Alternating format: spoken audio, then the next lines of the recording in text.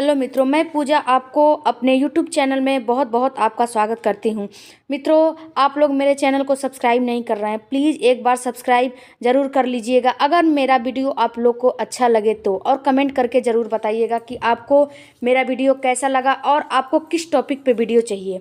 तो आज हम बात करेंगे कि आप खुद से अपने आप से ये कैसे अंदाज़ा लगा सकती हैं कि हमें नॉर्मल डिलीवरी के लिए तैयारी करना है या फिर सिजेरियन के लिए।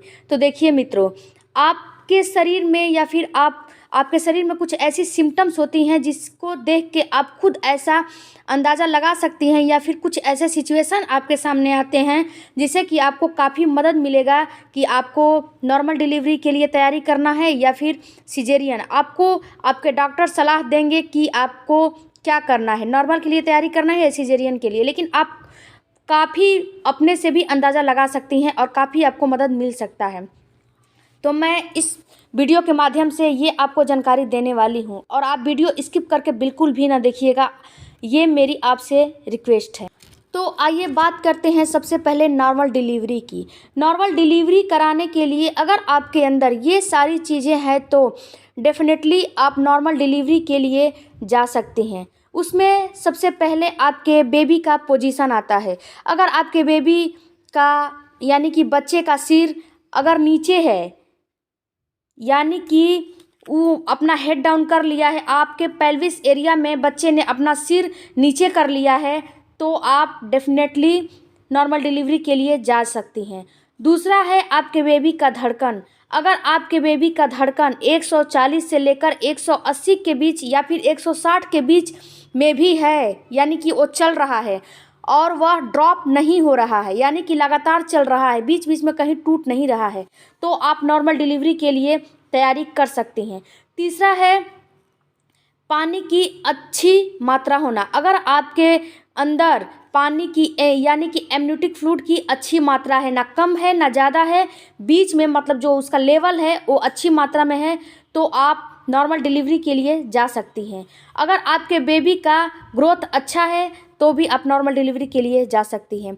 आपका हार्ट ठीक ठाक है, यानी कि आपका जो हार्ट बीट है वो आप धड़कन जो है आपका वो ज़्यादा कम या फिर ज़्यादा हो नहीं है, या फिर कम ज़्यादा नहीं हो रहा है, या फिर आपका बीपी कम ज़्यादा नहीं हो रहा है, तो भी आप नॉर्मल डिलीवरी के लिए तैयारी कर सकती हैं।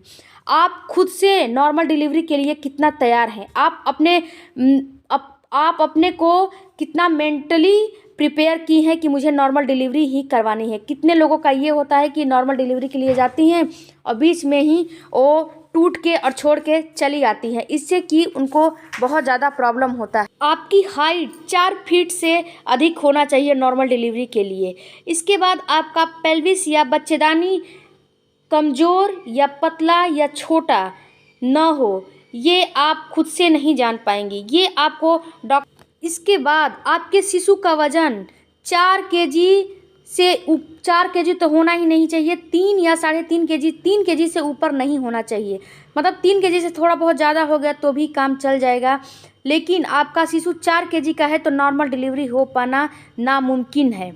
आपके बच्चे का गर्भनाल एक बार या फिर लूप कार्ड या फिर गर्भनाल एक बार केवल लिपटा होना चाहिए, नहीं तो वो एक भी बार नहीं लिपटा होना चाहिए। अगर एक बार लिपटा है तो मतलब डॉक्टर आपको ज़बरदस्ती नॉर्मल डिलीवरी करा देंगे, लेकिन अगर ना लिपटा हो तब तो अच्छी बात है, तब तो आप एकदम बेफिक्र होके नॉर्मल डिलीवरी के लिए जा सकती हैं।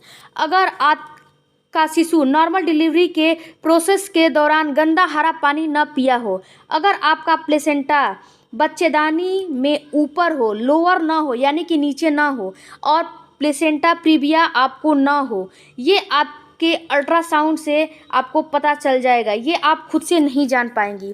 अगर आपका ट्विंस बेबी हैं यानी जुड़वा बच्चे हैं और पहला ने हेड डाउन कर लिया, अगर जुड़वा बच्चे हैं तो जो पहला बच्चा है उसने अगर हेड डाउन कर लिया है यानी कि सिर नीचे उसका है, तो आप नॉर्मल डिलीवरी के लिए जा सकती हैं। अगर आपका पहला सीजर हुआ है और दूसरा नॉर्मल सोच रही हैं, तो ये तभी संभव होगा जब आपके बच्चेदानी के ऊपर जो टाँके लिए गए हैं, यानी जो डॉक्टर ने टाँका लगाया है उसका प्रॉपर हीलिंग यानी कि प्रॉपर मात्रा में वो सूख गया है, या फिर ये भी आपको डॉक्टर और बताएंगे। अगर आपके मतलब पहला बच्चा और अब अभी आप प्रेगनेंसी कंसीव की है, इसके बीच अगर 1.5 साल का गैप है तो ही आप नॉर्मल डिलीवरी के लिए जा सकती हैं, वरना आप नॉर्मल डिलीवरी के लिए नहीं जा सकती। तो ये इतना जो मैंने नॉर्मल डिलीवरी के लिए बताया है, मुझे आशा है आपको समझ में आ गया होगा है। अब बात करते हैं सिजेरियन की। तो किन महिलाओं को सिजेरियन में जाना चाहिए या फिर किन महिलाओं के लिए सिजेरियन सबसे बेस्ट होता है। देखिए मित्रों, अगर आपका शिशु ब्रिज पोजीशन यानी हेड डाउन नहीं किया है तो आपको नॉर्मल डिलीवरी के लिए नहीं जाना चाहिए, आपको सी सेक्शन ही करवाना चाहिए। यानी सिर ऊपर है और पैर नीचे है। तो अगर आपके शिशु की धड़कन जो आपको दर्द हो रहा है उसके साथ में नीचे जा रही है, या फिर बच्चेदानी कमज़ोर है, छोटा है और पतला है, यानी कि बच्चेदानी में कोई बहुत ज़्यादा स्पेस नहीं है, अगर प्लेसेंटा नीचे है तो भी आपको सीजर ही करवाना चाहिए। अगर आपकी पहले 2 सीजर हो गया है तो भी आपको नॉर्मल डिलीवरी ट्राई नहीं करना चाहिए। अगर आपके दूसरा प्रेगनेंसी है और 2 बच्चों के बीच में 1.5 साल का गैप नहीं है या फिर 1.5 साल से कम गैप है और आपके बच्चेदानी बहुत थिन यानी पतला है, तो भी सिजेरियन ही आपको करवाना है। यही बेस्ट आपके लिए ऑप्शन है, क्योंकि इस कंडीशन में बच्चेदानी फट भी जाता है और ब्लीडिंग ज़्यादा होने लगता है, जिससे कि माँ और शिशु दोनों के जान को खतरा हो सकता है। इसके बाद आपका जो हार्ट बीट है वो ठीक ठाक अगर नहीं है, यानी कि आपका बीपी कम ज़्यादा हो रहा है, तो भी आपको सीजर ही करवा लेना चाहिए। अगर आपके बच्चे का गर्भनाल 1 से 2 बार 3 बार लूम ऑफ कोड लिपटा हुआ है यानी गर्भनाल लिपटा हुआ है, तो भी आपको इस दौरान सीजर ही करवाना चाहिए। अगर आपके बेबी ने गंदा पानी पी लिया है तो भी आपको सीजर ही करवाना चाहिए।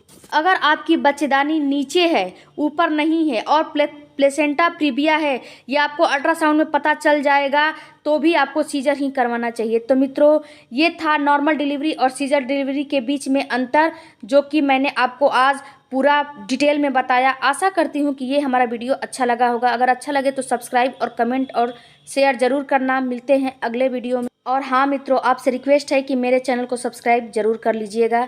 तब तक धन्यवाद। Thank you for watching. आप अपना और अपने बेबी